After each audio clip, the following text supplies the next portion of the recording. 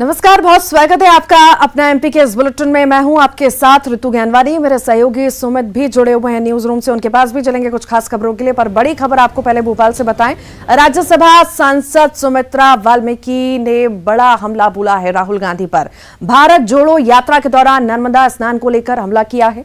नर्मदा स्नान करके पूर्वजों की गलती राहुल सुधारें, ऐसा सुमित्रा ने कहा है। राहुल को यात्रा पाकिस्तान से निकालनी चाहिए। 1947 में इनके पूर्वजों ने जो किया उस गलती को सुधारें। सुविधाओं से लैस लग्जरी बस से यात्रा कर रहे हैं। राजनीतिक लाभ है यात्रा का मकसद।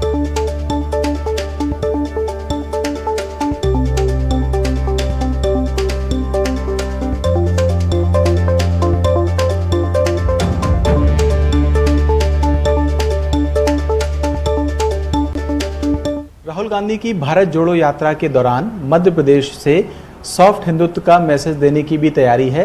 खबर है कि राहुल गांधी जब मध्य प्रदेश में होंगे अपनी यात्रा के दौरान तो नर्मदा स्नान भी करेंगे। हमारे साथ इस विषय पर बात करने के लिए राज्यसभा सांसद सुमित्रा वाल्मीकि जी हैं। मैडम, राहुल गांधी जी की यात्रा शुरू हो चुकी है। ये जानकारी है कि जब वो मध्य प्रदेश में आएगी तो वो नर्मदा स्नान करेंगे। एक मैसेज देने की कोशिश है सॉफ्ट हिंदुत्व का। पहली बात तो उनकी यात्रा जो है राहुल गांधी जी की हास्यास्पद है। पहली बात तो यात्रा उनको पाकिस्तान से निकालना चाहिए। जो पूर्वजों ने गलती की है नर्मदा स्नान करके वो सुधार सकते हैं। और दूसरा मैं ये कहना चाहूँगी कि हम अखंड भारत पहले भी थे और अभी भी है। आपने देखा होगा कि अंडर ब्रिज बना हुआ है। हमारे धरती से राम जी ने अंडर ब्रिज बनाकर श्रीलंका जोड़ी। अब उसके आप अंदाज लगा सकते हैं कि 1947 में इन्होंने क्या किया है। उस गलती को सुधारे ये तो यात्रा सफल है। दूसरी बात है यात्रा का इन्हें महत्व ही नहीं पता। यदि महत्व पता होता तो ये इतिहास पढ़ें राहुल जी कि जो हमारे बुजुर्गों ने और जो हमारे सिद्धांतवादियों ने यात्रा निकाली थी तो पाँव में छाले थे और उनके सिर पर धरती माँ की गर्द थी। आज इनकी जब हम यात्रा देखते हैं तो आप देखेंगे लग्जरी बस है और उसमें पूरा विदेशी सिस्टम है इनके। राज्यसभा सांसद सुमित्रा वाल्मीकि के बयान पर कांग्रेस ने भी पलटवार किया। सुमित्रा बीजेपी नेताओं को दे पुरखों की गलती सुधारने की सलाह। राहुल गांधी के पुरखों ने देश के लिए बलिदान किया। सुमित्रा वाल्मीकि ने राहुल गांधी को सलाह दी थी नर्मदा स्नान कर पुरखों की गलती सुधारने की सलाह दी थी और उसी पर कांग्रेस ने पलटवार किया है। सुमित्रा वाल्मीकि जी अभी नई नई राज्यसभा की सांसद बनी, शायद उन्हें राजनीति का ज्ञान नहीं है। किसने पुरखों ने किसने गलती करी, आज़ादी की लड़ाई में कौन मुखबिर था, कौन अंग्रेजों के माफीनामे लिखते था, कौन आज़ादी के संघर्ष से दूर रहा, जरा ये किसके पुरखे उनको याद होना चाहिए। और बेहतर हो कि वो ये सलाह मोदी जी भारतीय जनता पार्टी के नेताओं को दे। राहुल गांधी के पुरखों ने तो आज़ादी की लड़ाई लड़ी है, त्याग दिया है, बलिदान दिया है। उनके खुद के पिताजी, उनकी दादी जी शहीद हुए, तो उनको तो पहले सबसे पहले ये सब इतिहास की जानकारी नहीं है, याद होना चाहिए। फिर वो कह रहे हैं कि जो राहुल गांधी जी स्नान के पहले माफ़ी मांगे तो पाकिस्तान से यात्रा शुरू करें, तो पाकिस्तान तो मोदी जी को यात्रा शुरू करनी चाहिए क्योंकि पाकिस्तान उनका प्रिय है। वो तो पाकिस्तान के प्रधानमंत्री का बगैर बुलाए बिरयानी खाने और केक कटवाने गए थे। तो ये चीन पाकिस्तान का दिन भर नाम तो वो जपते हैं, उनको वहाँ से यात्रा शुरू करना चाहिए। और इसी पर ज्यादा जानकारी के लिए शरद श्रीवास्तव हमारे साथ जुड़ गए हैं। शरद, पहले ही दिन से जब से भारत जोड़ो यात्रा शुरू हुई है उसी दिन से सियासत हम देख रहे हैं, बयानबाजियों का दौर चल रहा है और अब सुमित्रा वाल्मीकि ने बड़ा बयान दिया है, बड़ा हमला बोला है राहुल गांधी पर। बिल्कुल ठीक बात कही है आपने। और सुमित्रा वाल्मीकि दरअसल उसी क्षेत्र से आती हैं, जबलपुर से, जहाँ जो नर्मदा नदी वहाँ से गुजरती भी है और उस क्षेत्र से उनका जुड़ाव है। तो जो जानकारी थी वो दरअसल ये है कि जब राहुल गांधी की यात्रा भारत जोड़ो जो यात्रा है वो मध्य प्रदेश में जब प्रवेश करेगी तो वो नर्मदा स्नान भी करेंगे। इसी को लेकर उनसे सवाल पूछा गया था, जिसके जवाब में सुमित्रा वाल्मीकि ने कहा कि दरअसल राहुल गांधी जब नर्मदा स्नान करें तो अपने पुरखों की जो गलती 1947 में हुई देश के बंटवारे की, वो गलती वो सुधारें, उसमें नर्मदा में स्नान करके। और जहाँ तक बात उनकी यात्रा की है तो इस यात्रा को उनको पाकिस्तान से निकालना चाहिए। यही जो बयान है वो अब सियासत का एक आधार बन गया है। कांग्रेस ने इसमें पलटवार किया और कांग्रेस ने भी उसी अंदाज में कहा है कि गलती किसके पुरखों से हुई और किसने की है ये शायद सुमित्रा वाल्मीकि को पता नहीं है। वो अपना इतिहास को दुरुस्त करें और फिर बयान दें। तो कुल मिलाकर ये कह सकते हैं कि राहुल गांधी की यात्रा भले ही अभी मध्य प्रदेश में प्रवेश ना की हो, लेकिन राजनीति के केंद्र में उनकी यात्रा बनी हुई है। लगातार बीजेपी नेताओं के जो बयान है वो उनकी यात्राओं को लेकर सामने आते रहते हैं और उसी कड़ी में सुमित्रा वाल्मीकि का भी ये बयान सामने आया है, जिसके पलटवार में अब कांग्रेस भी हमलावर है। जी शरद, बहुत शुक्रिया। तो राज्यसभा सांसद सुमित्रा वाल्मीकि ने बड़ा हमला बोला है राहुल गांधी पर। राहुल गांधी की भारत जोड़ो यात्रा चल रही है और उसी पर हमला बोला गया है। दरअसल मध्य प्रदेश में भी ये यात्रा होगी और जब वो नर्मदा स्नान के लिए आएंगे, उसी पर सवाल जब सुमित्रा वाल्मीकि से किया गया तो उन्होंने निशाना साधा कि पहले वो नर्मदा स्नान करके जो उनके पूर्वजों ने गलती की है वो सुधारें। एक और बड़ी खबर है भोपाल से। लंपी वायरस को लेकर शिवराज सरकार ने बड़ा फैसला लिया है। मुख्यमंत्री शिवराज सिंह चौहान का बड़ा बयान आया। पशुओं को अब मुफ्त टीका लगेगा। लंपी वायरस से बचाने के लिए मुफ्त टीका लगाया जाएगा। पशुओं को मुफ्त टीका लगेगा। इस वक्त की बड़ी खबर आपको बता रहे हैं। लंपी वायरस के लगातार मामले सामने आ रहे हैं, लगातार पशु इसकी चपेट में आ रहे हैं और अब जो है शिवराज सरकार ने बड़ा फैसला लिया है कि मुफ्त टीका जो भी संक्रमित है लंपी वायरस से, जो भी पशु संक्रमित है उसे लगाया जाएगा।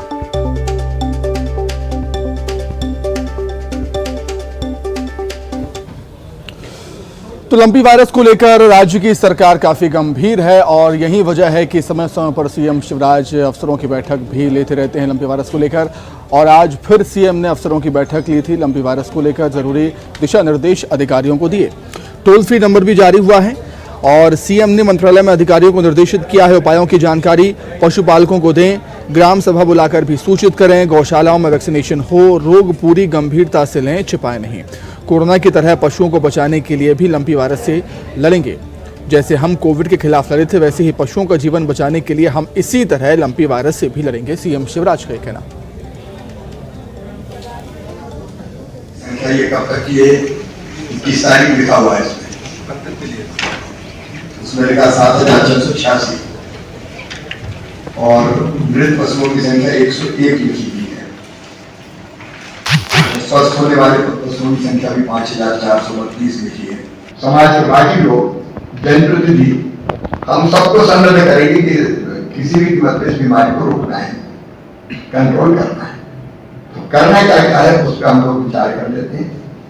उसके बाद में जनता के नाम भी एक अपील जारी करूंगा कि ये सावधानी रखें, क्योंकि अब 26 जिलों में उनको बहुत सतर्क रहने की जरूरत है। तो अभी आप पहले जो आपको ब्रीफ करना है, बताना है, वो बताइए।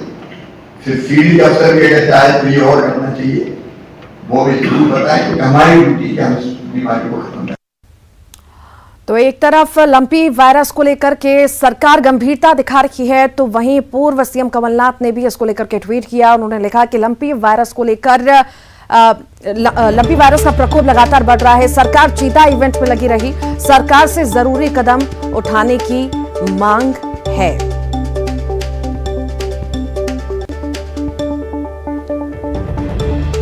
लंपी वायरस का प्रकोप बढ़ रहा है, उसको लेकर के पूर्व सीएम कमलनाथ ने ट्वीट किया है।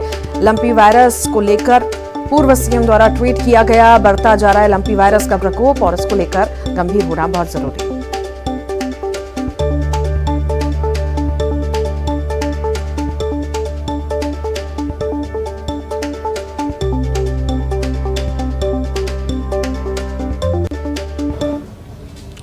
तो देखिए, जब प्रदेश में कोरोना वायरस आया तब भी सियासत हुई, अब जब लंपी वायरस की एंट्री हुई है तब भी सियासत प्रदेश में देखने को मिल रही है। कांग्रेस हमलावर है राज्य सरकार पर, बीजेपी पर। पूर्व मंत्री जीतू पटवारी ने लेटर लिखा है सीएम शिवराज को और इस लेटर में लंपी वायरस से बड़ी संख्या में पशुओं के संक्रमित होने की बात कही। सरकार से हाट बाजारों में पशुओं की बिक्री पर रोक लगाने की मांग की। बड़े स्तर पर शिविर लगाकर संक्रमित पशुओं को बचाने की मांग की है जीतू पटवारी ने।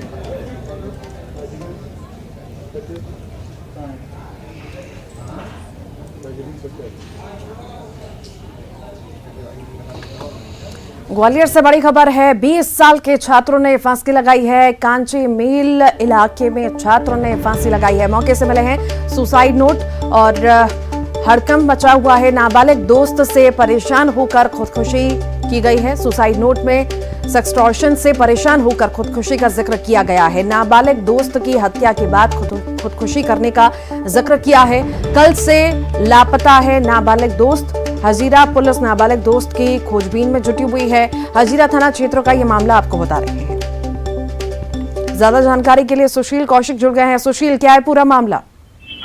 बिल्कुल, देखिए, ग्वालियर के हजीरा थाना क्षेत्र के काच मिल इलाके में कल देर शाम एक 20 साल के छात्र ने फांसी लगाकर खुदकुशी कर ली थी। पुलिस इस मामले की जांच कर रही थी। उसी दौरान छात्र के कमरे से एक सुसाइड नोट बरामद हुआ है जांच के दौरान, और इस सुसाइड नोट में छात्र ने लिखा है कि वो अपने एक 15 साल के नाबालिग दोस्त के सेक्सटॉर्शन से परेशान होकर खुदकुशी कर रहा है। और साथ ही पत्र में उसने ये भी जिक्र किया है कि उसने अपने नाबालिग दोस्त की हत्या कर दी है और उसके बाद वो फांसी लगाकर खुदकुशी कर रहा है। ये सुसाइड नोट जैसे ही पुलिस के हाथ लगा तो हड़कंप मच गया। पुलिस ने सुसाइड नोट की तस्दीक के लिए जो इसका नाबालिग दोस्त बताया जा रहा था उसके घर पूछताछ की तो पता चला कि वो भी कल से लापता है। अब पुलिस इस सुसाइड नोट की तस्दीक के लिए जो लापता छात्र बताया गया है, जिस पर मृतक ने आरोप लगाया था और उसकी हत्या करने का जिक्र लिखा है, उसकी तलाश कर रही है। और पुलिस संजय नगर इलाके में तलाश कर रही है। अभी जानकारी ये मिली है कि जो छात्र लापता हुआ है उसकी साइकिल वहीं जंगली इलाके से मिली है। तो अब पुलिस जांच कर रही है। बड़ा पेचीदा मामला है कि इस तरह का जो मामला था उसमें छात्र ने खुदकुशी की और उसने जिक्र किया है कि अपने नाबालिग दोस्त की हत्या करके उसने खुदकुशी की है क्योंकि वो परेशान था सेक्सटॉर्शन से। ठीक, बहुत शुक्रिया सुशील। ये मामला ग्वालियर का आपको बता रहे हैं, जहां पर 20 साल के छात्र ने खुदकुशी कर ली है और साथ ही साथ उसने अपने नाबालिग दोस्त, 15 साल का उसका दोस्त था, उसकी हत्या कर दी। उसके बाद खुद भी अपनी जान ले ली। फिलहाल पुलिस पूरे मामले की जांच पड़ताल कर रही है। सुसाइड नोट मिला है, उसमें कई सारी बातें भी लिखी गई हैं।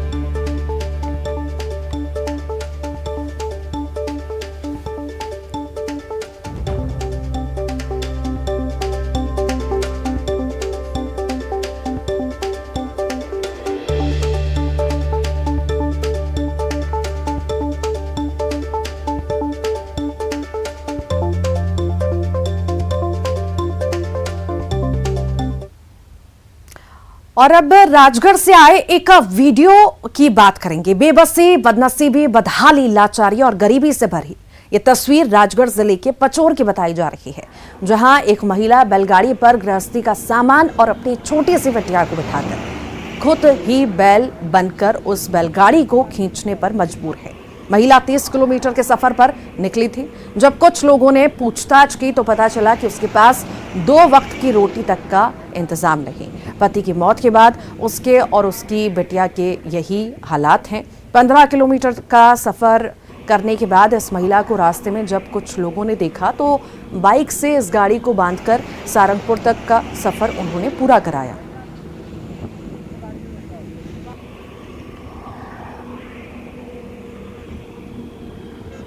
पैदल आ रहे थे तो हमारी इतना सोच करा इनने कि हम माँ बेटी को छकड़े सुधी बिठा के लेके आए।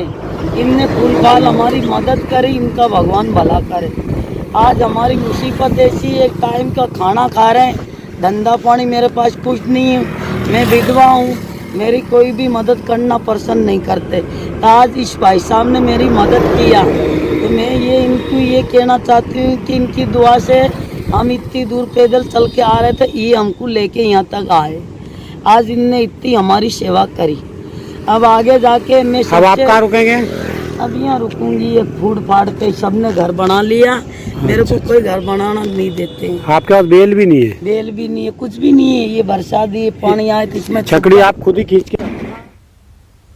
और ज्यादा जानकारी के लिए शैलेंद्र हमारे साथ जुड़ गए हैं। शैलेंद्र, बेबसी, गरीबी की तस्वीर हम देख रहे हैं कि महिला के पास खाने तक को नहीं है और किस तरह से लाद के अपनी बिटिया को लेकर जा रही है। आखिर क्या किसी ने अभी तक सुध ली है? वीडियो वायरल होने के बाद क्या कोई सहायता मिल पाई उसे? देखिए, अभी तक जो भीड़ है उनकी तरफ से ही इस महिला की मदद की गई है। हालांकि प्रशासनिक तौर पर अभी किसी भी व्यक्ति के द्वारा इनकी मदद की कोई बात सामने नहीं आई है, लेकिन जो स्थानीय लोग हैं, जिन लोगों ने इस महिला को देखा कि अपने 2 बच्चों के साथ मिलकर वो उसकी बैलगाड़ी को खींचती हुई जा रही, क्योंकि उसके पास खाने पीने का भी सामान नहीं, और ऐसे में वो काम की तलाश में कहें या 2 वक्त की रोटी की तलाश में वो मुख्य रोड से जो है उस गाड़ी को खींचती होगी। बताया जा रहा है कि लगभग 15 किलोमीटर तक इस महिला ने उस गाड़ी को खींचा, और उसके बाद कुछ लोग जो वहां से गुजर रहे थे उन्होंने महिला की हालत को देखा और उसके बाद महिला की मदद के लिए आगे आए। निश्चित तौर पर अब आने वाले समय में इस तरह की जो तस्वीरें सामने आती हैं, ये कहीं ना कहीं ये बताती हैं कि भले ही तमाम तरह की योजनाओं के बारे में बात की जाती हो या तमाम राजनीतिक दल जो है जो अंतिम पंक्ति के अंतिम व्यक्ति तक की राहत पहुंचाने की बात करते हो, लेकिन इस तरह की जब तस्वीरें आती हैं तो लगता है कि वो योजनाएं जो है जो इन लोगों के लाभ के लिए चलाई जा रही हैं वो शायद इन तक नहीं पहुंच पा रही। अगर पहुंच पा रही होती तो इस तरह की तस्वीरें देखने को नहीं मिलती। बाकी जो बीच में बंदरबाट हो जाता है उसकी वजह से जो जरूरतमंद है उन तक लाभ योजनाओं का नहीं मिल पाता। आखिर ये वीडियो तो वायरल हुआ है, आप कह रहे हैं कि अभी तक प्रशासन की ओर से कोई संज्ञान नहीं लिया गया, किसी को बताया गया है इनके बारे में सुध लेने के लिए, कोई सहायता पहुंचाने के लिए? राहगीरों ने तो कर दी, पर आखिर कब तक? ऐसे कई सारे लोग हैं जो बेबस इसी तरह से घूम रहे हैं। देखिए बिल्कुल, इस महिला के द्वारा जब राहगीरों के द्वारा इनकी मदद की गई तो उसके बाद जो राहगीर है उन्होंने जो जिम्मेदार लोग हैं उन तक भी इसकी बात पहुंचाई है, तस्वीरें भी पहुंचाई हैं, और न्यूज़ 18 भी अपने जो सामाजिक दायित्व है उसको निभाते हुए तस्वीरें दिखा रहा है ताकि जो जिम्मेदार लोग हैं वो इन तस्वीरों को देख रहे हो और जल्द से जल्द इस महिला से संपर्क करके वो इसकी जो हालात है उसको जरा देखें और उसकी जो आर्थिक सहायता हो सकती है या विभिन्न योजनाओं के तहत उसको जो लाभ मिल सकता है उसे दिलाने का प्रयास करें ताकि इस महिला को अपने मासूम बच्चों के 2 वक्त की रोटी के लिए हाईवे पर इस तरीके से गाड़ी न खींचनी पड़े। वाकई, और शैलेंद्र ये पहली तस्वीर तो नहीं है, रोज ही अमूमन हम ऐसी तस्वीर देखते हैं। अभी हाल ही में हमने जबलपुर में एक तस्वीर देखी थी जहां पर एक पिता अपने बच्चे को गोद में उठा करके वो साइकिल चलाता हुआ नजर आ रहा था और लोगों को सवारी ले रहा था लोगों से। तो बहुत बड़ी बात है यहाँ पर, और हमने प्रमुखता से खबर को दिखाया था और प्रशासन ने सुध भी ली थी और उनकी मदद भी की थी। बिल्कुल बिल्कुल, आपने ठीक कहा कि न्यूज़ 18 जो है वो अपनी सामाजिक सरोकारता को हमेशा निभाता है, और जिस तरीके से जबलपुर के मामले में भी न्यूज़ 18 ने उस खबर को प्रमुखता से दिखाया था। उसके बाद न केवल सामाजिक संगठन से जुड़े लोग बल्कि सरकार में जो बैठे हुए जो आला अधिकारी हैं उनकी तरफ से भी संज्ञान लिया गया था और उस व्यक्ति को जो आवश्यक मदद थी वो उपलब्ध कराई थी। और उम्मीद है कि इस मामले में भी इस महिला के साथ भी जो प्रशासनिक अधिकारी हैं वो खड़े नजर आएंगे, विभिन्न सामाजिक संगठन के लोग भी इसकी मदद के लिए आगे आएंगे ताकि आने वाले समय में इस तरह की तस्वीरें फिर से सामने ना आए और ये कहा जा सके कि जो सरकार है वो पूरी तरीके से चिंतित है और ऐसे जो लोग हैं उनकी मदद करने के लिए तैयार भी है। जी, बहुत शुक्रिया। महाकाल कॉरिडोर का भव्य लोकार्पण होगा। लोकार्पण के लिए घर घर निमंत्रण भेजे जाएंगे। बता दें आपको, भजन मंडलियां, प्रभात फेरी निकलेंगी। सीएम शिवराज ने लोकार्पण की तैयारियों की समीक्षा के बाद ये फैसला लिया है। शहर में जगह जगह होर्डिंग्स लगवाए जाएंगे। पूरे हफ्ते भर पहले से उत्सव मनाया जाएगा। शहर में धार्मिक अनुष्ठान और आयोजन करवाए जाएंगे। कार्यक्रम के एक दिन पहले रुद्राभिषेक का आयोजन होगा। कार्यक्रम में देश के कई कलाकार प्रस्तुति देंगे। शहर में दीप सज्जा और विद्युत सज्जा की जाएगी। सोशल मीडिया पर कार्यक्रम का व्यापक प्रचार प्रसार होगा।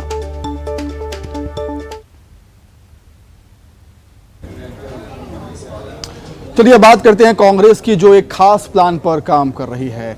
बीजेपी की लोकप्रियता को काउंटर करने पर काम कर रही है। कांग्रेस और वचन पत्र में कई बड़े वादे किए जाएंगे कांग्रेस की तरफ से, ऐसी जानकारी दी है कांग्रेस वचन पत्र समिति के अध्यक्ष राजेंद्र सिंह ने न्यूज़ 18 से बातचीत में। अधूरे आवास को पूरा करने के लिए 25 से 50 हजार रुपए तक का अनुदान देने का वादा होगा वचन पत्र में। छत खड़ी हो गई, सामने की दीवार में प्लास्टर करा लिया जाता है, सामने दरवाज़ा लग जाता है और वहाँ पर सरकार अपना प्रचार प्रसार का सारी सामग्री वहाँ लिखवा देती है। हमने अक्सर देखा है कि उनके फर्श नहीं बने हैं, अंदर प्लास्टर नहीं हुआ है और तमाम कमियां हैं। तो इसको देखते हुए ये समिति विचार कर रही है और माननीय कमलनाथ जी। और आइए अब देखेंगे 25 सेकंड में खबर।